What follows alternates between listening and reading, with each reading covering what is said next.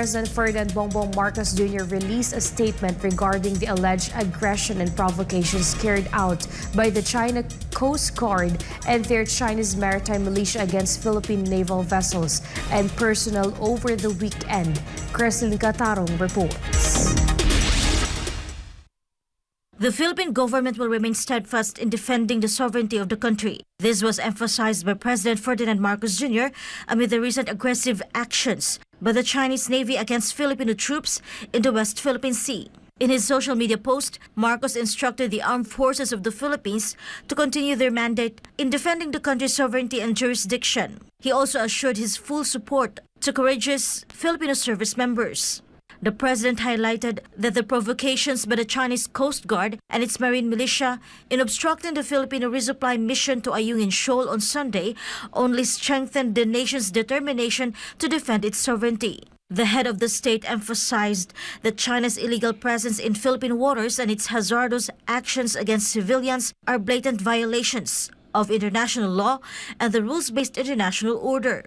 The Philippine Coast Guard or PCG previously reported that Chinese naval vessels used water cannons against Philippine naval vessels during a resupply mission to the BRP Sierra Madre in Ayungin Shoal on Sunday. One of the Filipino resupply vessels suffered engine damage.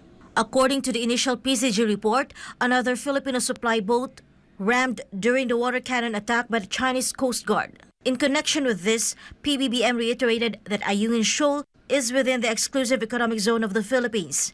He stated that any foreign claim to sovereignty in the area is baseless and goes against international law. Bajo de Masinloc and Ayungin Shoal is the sovereignty territory of the Philippines and an integral part of the country's archipelago. PBBM stated that no one except the Philippines has legitimate rights or legal basis to operate anywhere in the West Philippine Sea. Before the incident on Sunday, there were reports of a water cannon attack by Chinese naval forces against the Bureau of Fisheries and Aquatic Resources or BFAR vessels heading to Scarborough Shoal on Saturday. Last month, a Philippine ship on a resupply mission to Ayungin Shoal was also targeted by water cannon attacks from Chinese naval vessels, forcing it to deviate.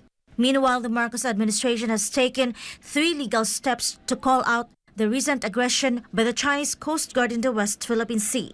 This was stated by Department of Foreign Affairs or DFA spokesperson Assistant Secretary Maria Teresita Daza in a press briefing in Malacanang on Monday.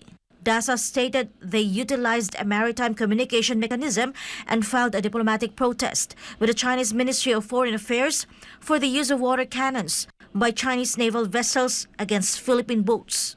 The Department of Foreign Affairs lodged its diplomatic protest with the Chinese Ministry of Foreign Affairs counterpart through a phone call.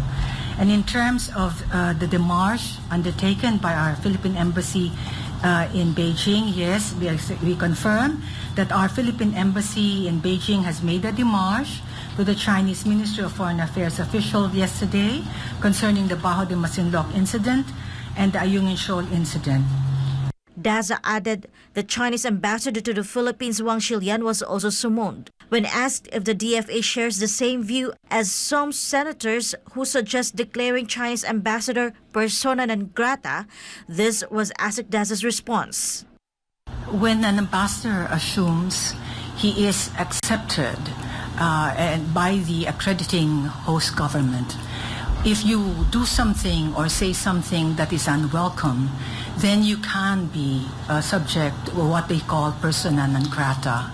But with this case, I think it's something that will have to be seriously considered, whether the incidents or the series of incidents merit having him be a persona non grata. Daza reiterated that the DFA will continue its commitment to uphold its mandate to protect and promote the Philippine legal maritime entitlement in the West Philippine Sea. For God and for my beloved Philippines, this has been Cresilyn Catarong, SMNA News.